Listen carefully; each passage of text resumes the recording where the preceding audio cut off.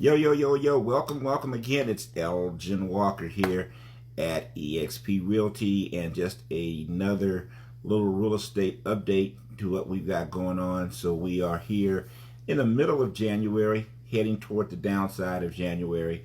We've had some rough weather for California, but it is all good, right? So what we got going on in the real estate market? Well, depending upon where you're at and what you're doing, there's a couple of trends though that I see. And one is, just as real estate professionals, you're seeing the real estate professionals right now really gather along and getting their skills together and really working to help people.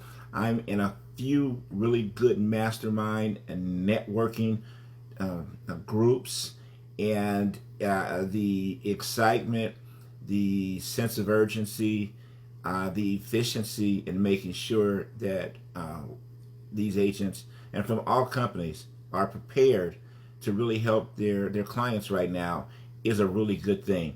You know, the way the market's been the last couple of years or so, it's been on such a frenzy that sometimes, you know, it was not necessary or difficult to get some of those things done. So it's good seeing some real professionals out there. As far as how the market's going, you know, our rates obviously are still higher. I say higher and not high. Reason why I say that is because the rates that we've experienced the last couple of years, those 2-3%, were not normal. They were not normal. That's why they were calling them all-time lows and all that type of stuff. So, end of the day, right now, if you're like, I'm waiting till the interest rates go back to 2 or 3% or something like that, fortunately, if you're waiting for that, you are probably not going to be a buyer anytime soon. As long as I've been doing this, that between that 6 and 8% really was quote unquote a more normal rate. Heck, I remember when we bought our first place, and which was, I know I look old, and I'm probably older than that, but when we bought our first place, which was 1989, 89 or 90, I forgot now, but the interest rate, we had to do a buy down. Some of you have heard the buy down stuff that's going on right now. We did a permanent buy down, and the rate was 14%, and we bought it down to 12.5, and we thought we were on top of the world, jumping on the moon. So here's the thing for you right now, buyers, that you ought to think about, in my opinion, is number one is do whatever you got to do to get in, legally and morally right. You know, don't wait. Just think, what if you have been, say, waiting, and you've been waiting the last 2, 3, 4, 5 years, whatever it's been, what have the property values done in that time? The property values in that time frame, what type of wealth could you have accumulated with your asset and lived in and gotten tax breaks and everything else that you get from owning real estate if you'd have got in sooner?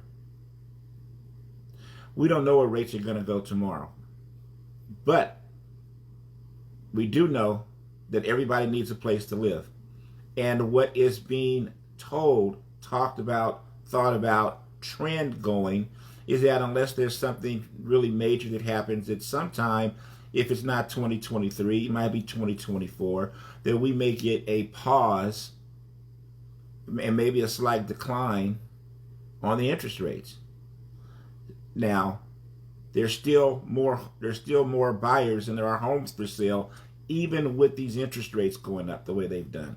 So kind of what has it done? It has now even the playing field a little bit for buyers, in the sense that you may not have to make a decision in 5 minutes on the house that you purchase.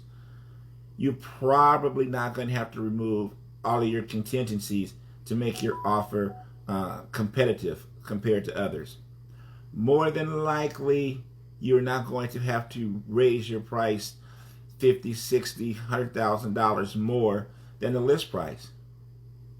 You may now have an opportunity to negotiate that the seller might be a little open to helping you with some closing costs, or helping buy your loan down, or some things that'll be amiable to put the deal together. So if you're looking to buy, and say you're looking to buy in the early part of 2022, now you're in 2023. I mean, yeah, your rate might be a little bit higher, but now you also may be able to get the property for at least list price, or maybe a little bit better, depending upon the circumstances.